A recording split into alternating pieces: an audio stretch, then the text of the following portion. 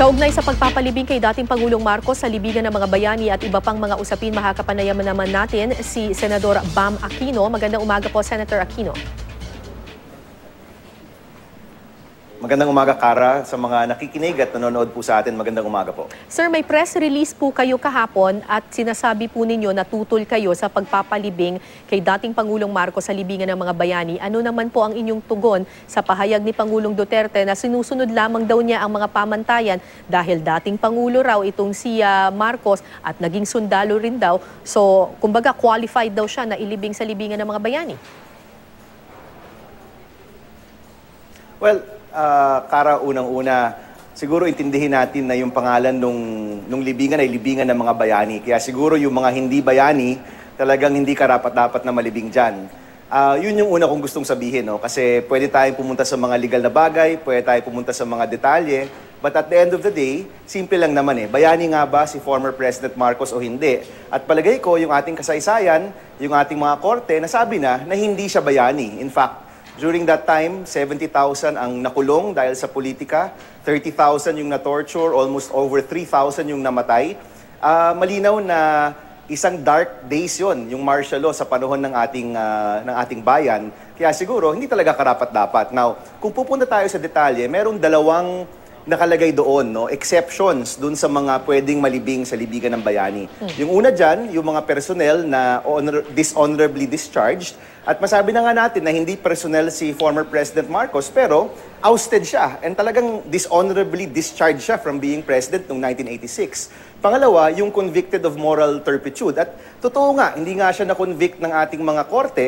Pero kung titingnan mo, marami tayo mga batas na nakalagay na meron siyang ninakaw na pera sa ating bayan. In fact, even the Supreme Court, in one of their decisions, talks about the ill-gotten wealth of the Marcoses. Kaya hindi man eksakto yung mga exceptions dun sa charter ng libingan ng bayani, meron tayong pag-iintindi na talagang hindi siya karapat-dapat doon.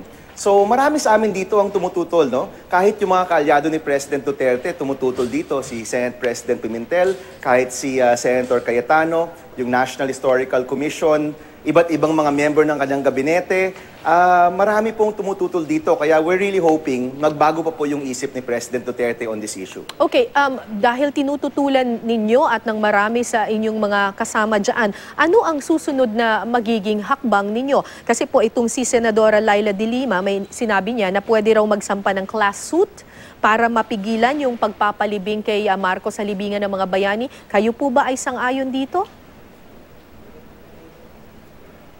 Well, palagay ko may mga grupo talagang magfa-file ng mga class suit, may mga grupo rin magsasagawa ng mass action. Of course, on social media, medyo lumalaki na rin yung issue. I think it's time that we talk about it, pag-usapan, dalhin sa iba't ibang mga lugar at mga pwedeng puntahan to, gaya ng korte, and then give it the month, no? President Duterte in the past has changed his mind on certain policies, gaya ng K-12 for example, nung nakausap naman siya ng maayos, no? So, I'm hoping na magbago pa yung kanyang isip tungkol dito. Isang buwan pa naman ito, at yung mga tao talaga na tumututol sa sa paglibing kay former President Marcos sa libingan ng bayani, siguro panahon talaga na sabihin natin yung ating pagtutol dito. Okay, ano sa tingin ninyo magiging epekto kapag inilibing nga sa libingan ng mga bayani itong si dating Pangulong Marcos? Anong magiging epekto nito sa ating bansa? Kasi alam naman natin na nung kampanya pa lang may mga nagsasabi, kasama na si Pangulong Duterte, na para raw magkaisa na yung bayan, kumbaga mag-move on na from yung nakaraan. Kayo po, ano sa tingin ninyo magiging epekto nito sa ating bansa? Well, alam mo, Kara, pwede naman mag-move on, no? Pero kailangan yung tama-tama at yung mali-mali. Kapag yung mali nagiging tama, palagay ko yon, hindi ka talaga makaka-move on doon because you will forever repeat the mistakes of the past. Kailangan maging malinaw talaga yung panahon ng ating kasaysayan. No? That time in our history needs to be very clear to the Filipino people. Even yung pagturo ng martial law sa ating mga eskwelahan, ngayon na ako'y chairman ng Committee on Education, isa yung titingnan rin namin, no? How is martial law actually being taught in our schools? Nung panahon ng kampanya, naging magulo, no? Nagkaroon ng this misinformation campaign tungkol sa martial law, nagkaroon ng iba't ibang mga panayam tungkol dito.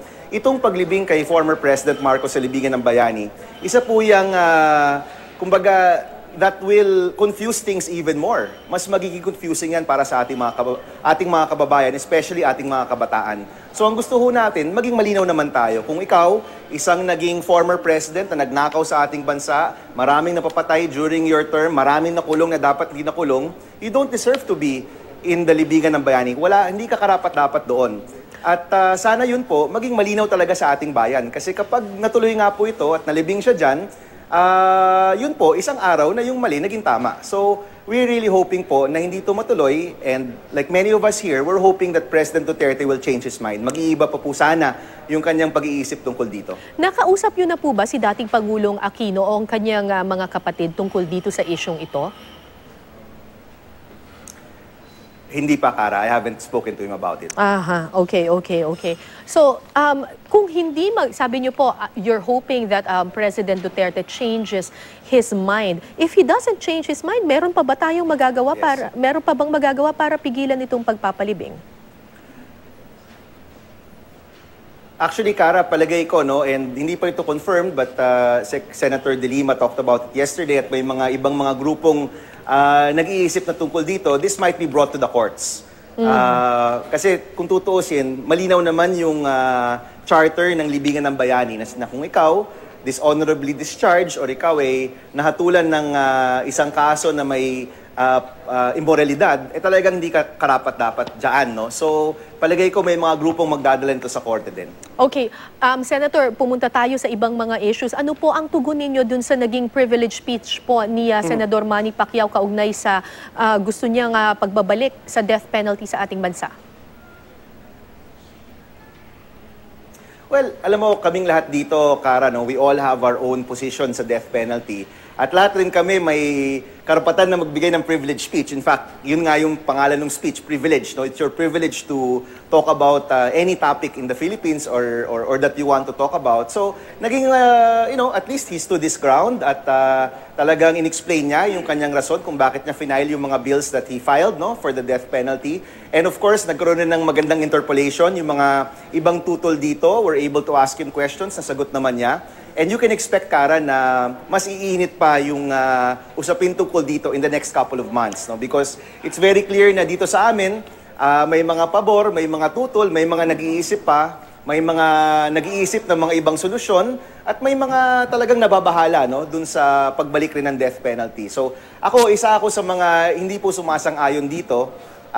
But again, I'm happy to attend the debates, to engage in the debates about this. Mukhang isa naman po itong gusto rin gawin ni Senate President Pimentel na yung Senado hindi maging isang lugar na kung saan puro bangayan lang o puro awayan lang, kung hindi isang lugar na kung saan yung dalawang panig na meron talagang magkaibang pananaw tungkol sa isyong ito will be given the opportunity and the chance to really talk about these issues openly at upang yung ating taong bayan makinig rin sila at makapag-decide rin sila, no, kung anong tingin nila yung tamang dapat gawin. Senator, ano po ang reaksyon ninyo or opinion ninyo kaugnay po dito sa panibagong drug list na inilabas ni Pangulong Duterte? Yung may sinabi pa siya na may mga huwes at mga local officials. Oo. Well, unang-una, sa totoo lang, Kara, no, one part of you, masaya na finally kung may mga mayors nga na involved dito at na-call out sila. Masaya ka na nako-call out sila kasi never in our history has that happened before, no? Kaya lang, you also hope that this list talagang na-vet ng maayos, talagang may intelligence na behind it, and na yung kaso sa mga taong ito ay talagang dapat i-file na. Now, kung ito yung naging trial by publicity lang, syempre, hindi po yan maganda, no? But if they can show na talagang may ebidensya against them at talagang i-file yan sa tamang proseso, palagay ko okay rin yan, no? But of course, the mayors, and nakita ko rin yung mga news reports about it, marami rin sa kanila nagde-deny at gusto nilang linisin yung kanilang pangalan. Ako, kung talagang involved sila, dapat ma-file na kagad sila ng kaso. Kung talagang matlakas ang ebidensya at totoo nga, dapat talaga ma-file sila ng kaso at dumaan sila sa tamang proseso. Now, with regard to the judges, nakita rin natin na may mga patay na judge sa listahan or may mga judge na hindi pala concerned sa drugs yung kanilang jurisdiction. Well, we're hoping that mas maging yung kanilang hinahawakan, mas maging maganda pa yung intelligence gathering ng executive department, no? Para next time na maglabas ulit ng listahan, talagang sigurado na lahat yan, ito talaga yung mga salarin, no, with regard to drugs. Alright, maraming salamat po sa inyo, Senador Bam Aquino. Salamat, Kara. Salamat po.